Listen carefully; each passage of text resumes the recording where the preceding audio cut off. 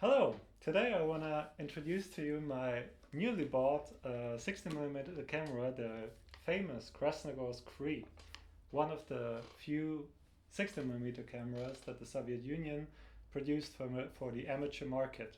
And in there lies already the basic principle of these lines of cameras, which is that everything you need for the developing and producing of your films will be inside this camera. You don't need any further supplies, you don't need electricity. It works on a wind-up spring mechanism which transports the film through the gate while being exposed. Before we go to the inside mechanism of the Krasnogorsk, let's briefly talk about the general specs. We have a 2 perforated 60mm film, which this camera, built in 1969, is designed for. We have the wind-up mechanism that I mentioned earlier, which goes like this.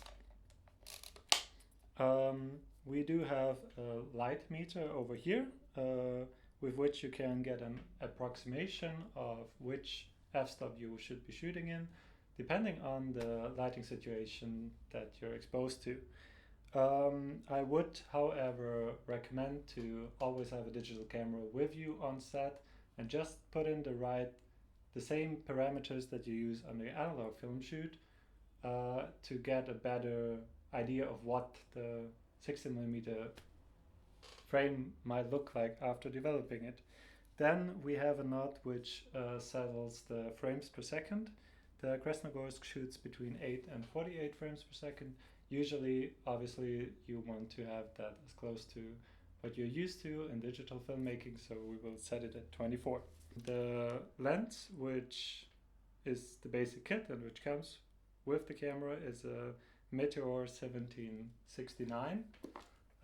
Please keep in mind that since we are not shooting on a full frame, you have to double these millimeters. So on a 17mm lens, on a 16mm film, equals 34mm on your regular Canon camera with a full frame sensor. This lens is very light sensitive. We can open it up to an f1.9, and under which you will still get a very sharp image. Now let's go to the inside. You see 2 daylight spools, each one of which will take 100 feet or 30 meters of 60mm material, and basically when releasing the shutter over here,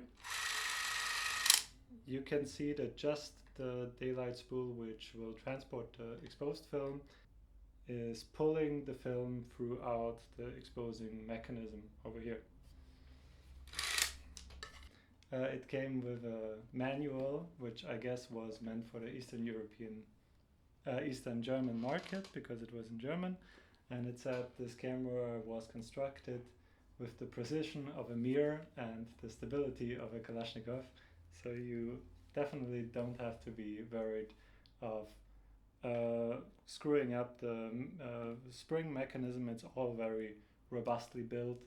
Also, the zoom lens itself will keep the f-stop throughout the entire range of your focal length. And yeah, basically there's not too much you can do wrong about it.